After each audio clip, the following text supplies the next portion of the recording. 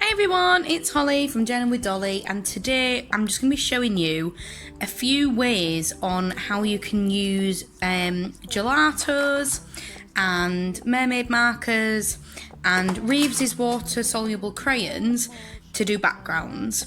I get a lot of questions asking about my backgrounds, how I do them, what it is that I do to make my backgrounds look so good, what pens I use over the tops, all sorts of questions. And these mainly come from the videos that I did when I did my creative journal last year and the years before. So this is what I mean by my backgrounds. They were all really bright and buzzing.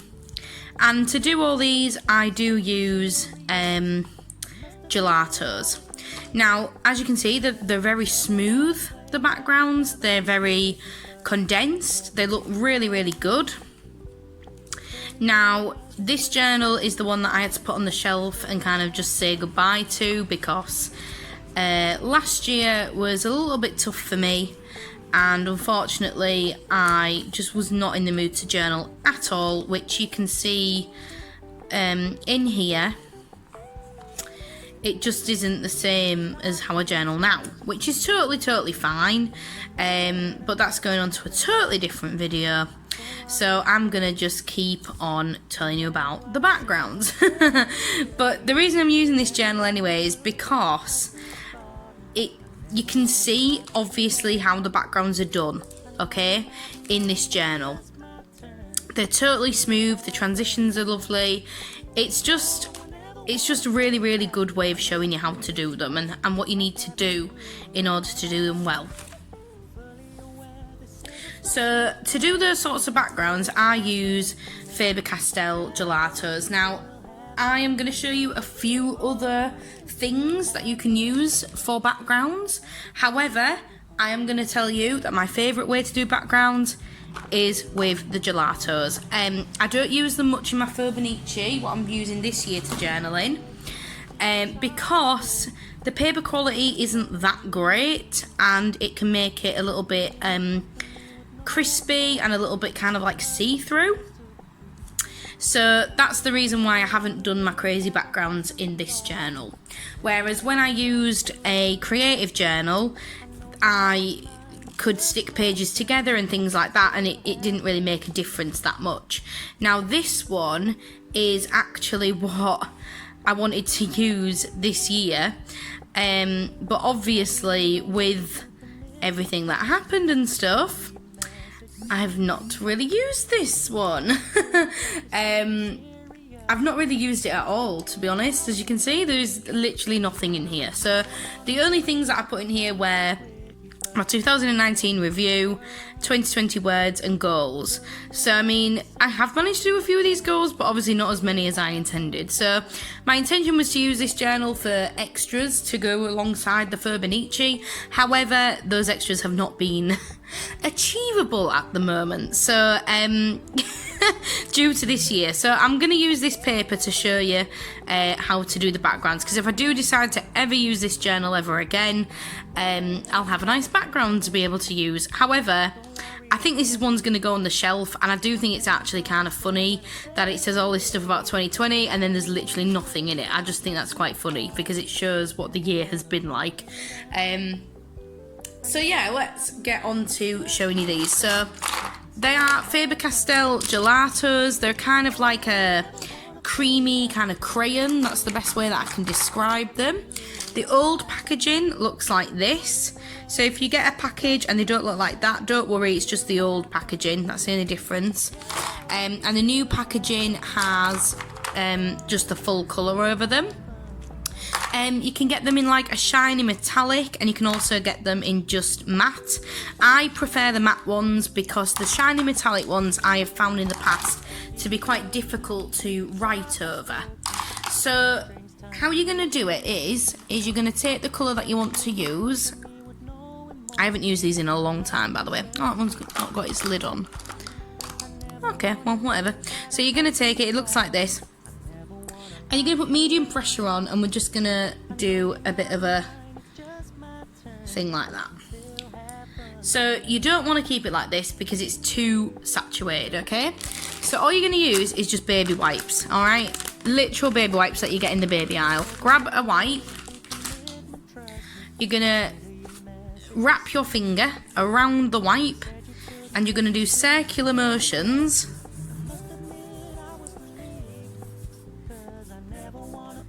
And you're going to fill the colour out.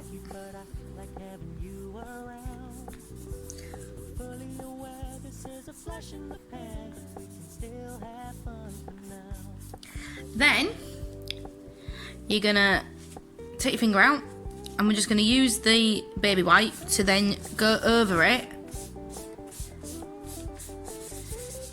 and get rid of any excess that's on the top. Now that is how you can write over the top of gelatos. If you do not take the excess off, your pen is going to clag up, okay? Now I'm not going to be showing you writing on this today because you need to leave it to dry, preferably overnight, in order for you to be able to write on it. I don't know what happens, but some sort of residue happens in the gelatos, and when you leave it overnight it kind of like hardens a little bit and then you can write on it absolutely fine. The pens I use are either Biros or the Inkjoy gel pens. Both of them work absolutely fine on the top, so it's entirely up to you. If you're wanting to do like an ombre kind of effect, you just do it like this. So when we've done that, we're gonna plonk on the yellow on top, and then I'm gonna get the red. And you will learn as well that some colours are much more condensed than others. So the red, I'm not going to put as much as that on because it literally goes mad. Get your finger again and we're going to just start blending.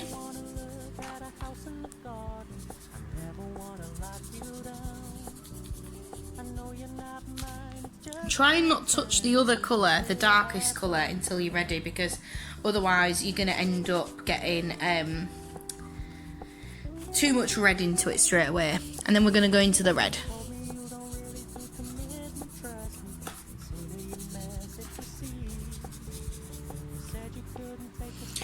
Just make sure it's all blended in right. There you go, that's how you do it. It's that easy. It's honestly, it's not hard at all. People think that it's really difficult and it's just not. So then wipe over. Get the excess off. Leave it to dry. Leave it to dry overnight, please. Can you see how flimsy that paper's got? It's because we've got a lot of moisture on there. So then leave that one to it. Now, a lot of people tell me, oh, I've used water with my gelatos. You can use water with them, but it just, in my opinion, it just doesn't work as well as the wet wipe. So I'm going to use the same colour to show you. I've just got this brush. It's a Graduate Daler and Rowley. I'm going to get a bit of water on here.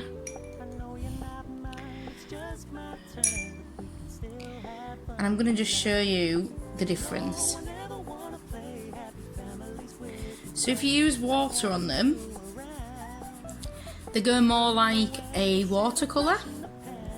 So if you're wanting to have like a watercolour effect without, again, much effort, you can do it like this. It's absolutely fine.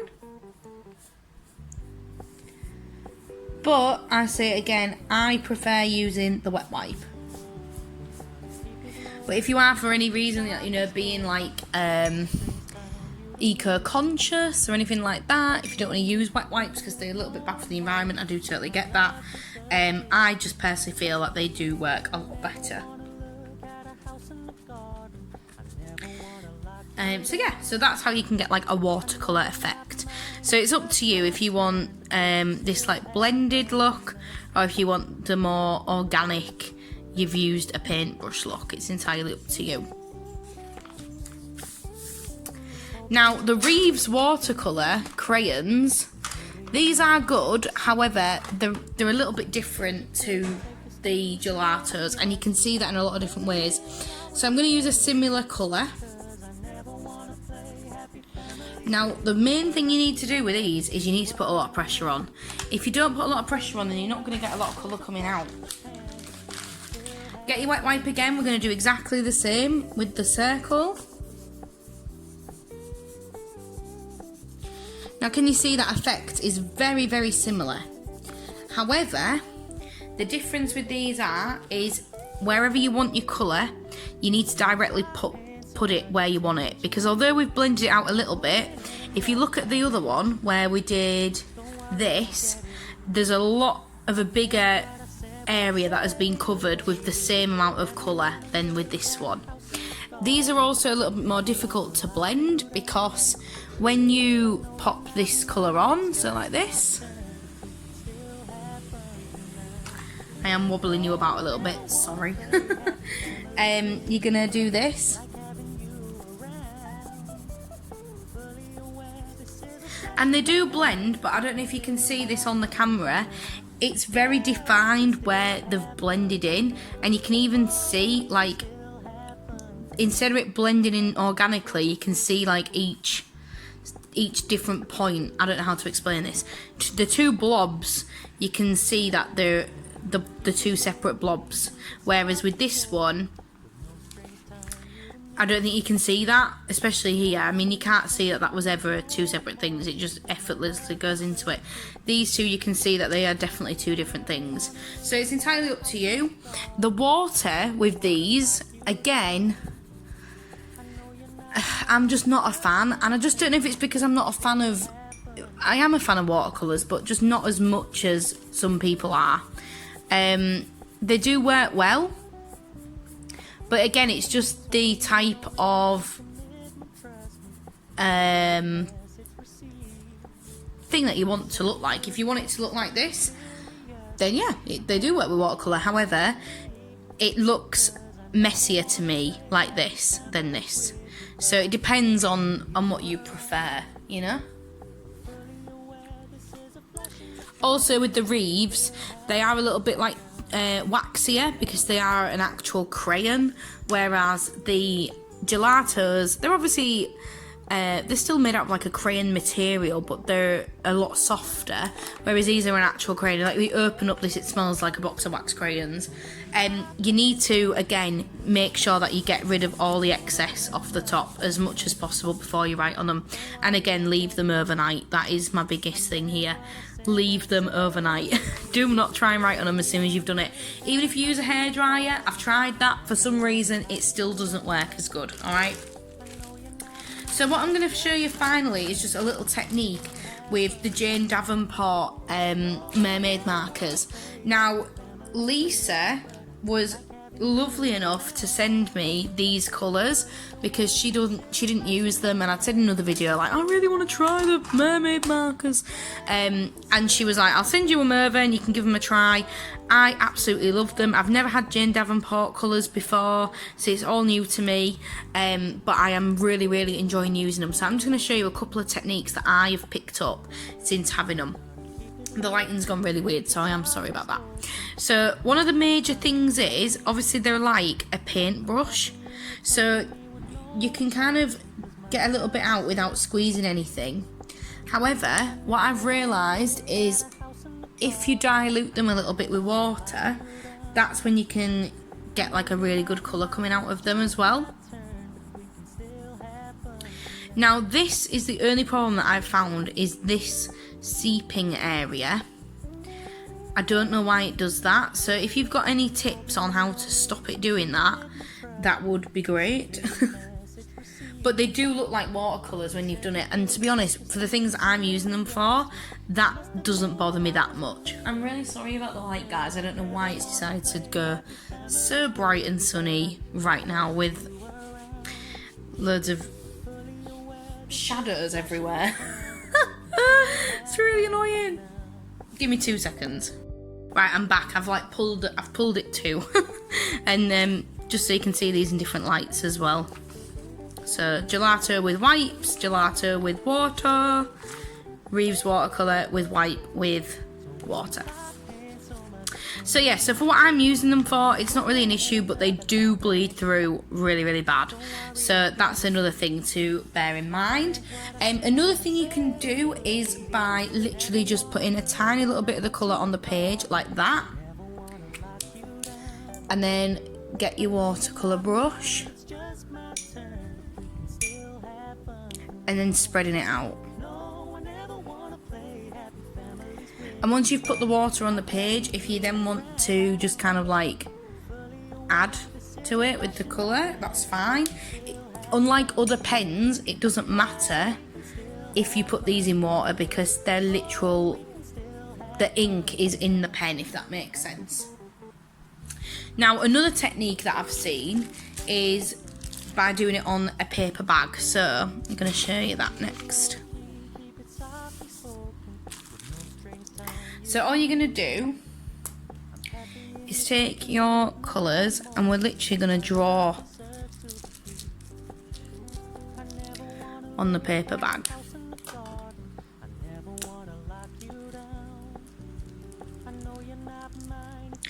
Yeah, squeezing out a little bit of colour, but not too much.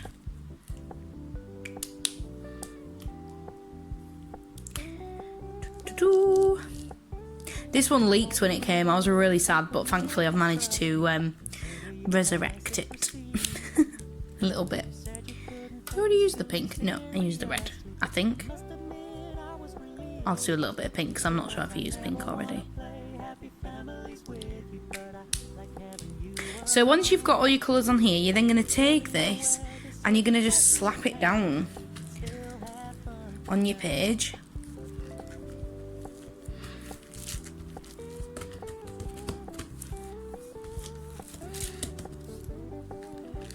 Ta-da! Look how cool that looks.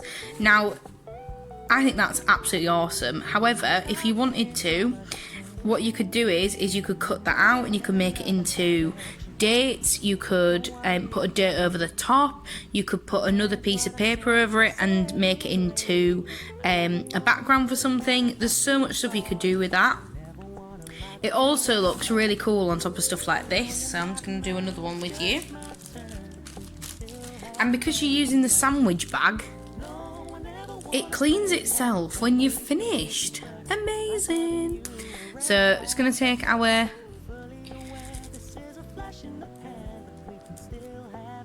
thing again. I'm just going to do a couple more little bits and pieces. Just like this. And you do obviously push them out to get the ink out, but you don't want to push too much out because then it just goes everywhere. And I do get them on my hands. I am pretty bad. I'm pretty messy. I'm not a very neat art person. And if they mix up a little bit on the thing, that's absolutely fine.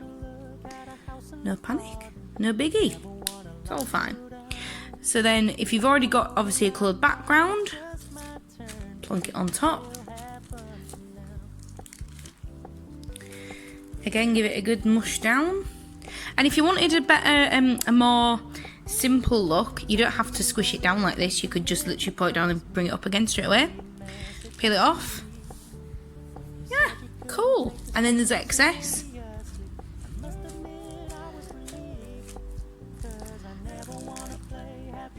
That's nice.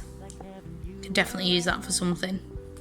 This one, a little bit too much ink came out, which is fine. It's no biggie. Get your wipe on it, see what you can do. Oh, looks great. Very abstract. So yeah, so I hope this has been helpful, guys. I just wanted to come on and just show you how I do my backgrounds because I do get so many questions about it. No, it's leaked through, but well, right. I get so many questions about it, and I just wanted to show you that they are super duper easy. They're not hard at all. If you've got the right kind of things to do it with, you can absolutely definitely make something really pretty out of them. So I hope this has helped. If you've got any more questions or tips or anything like that, leave them down in the links below and I will be sure to check them out. And I read all your comments and I love them all. So thank you very much. See you in the next one. Bye!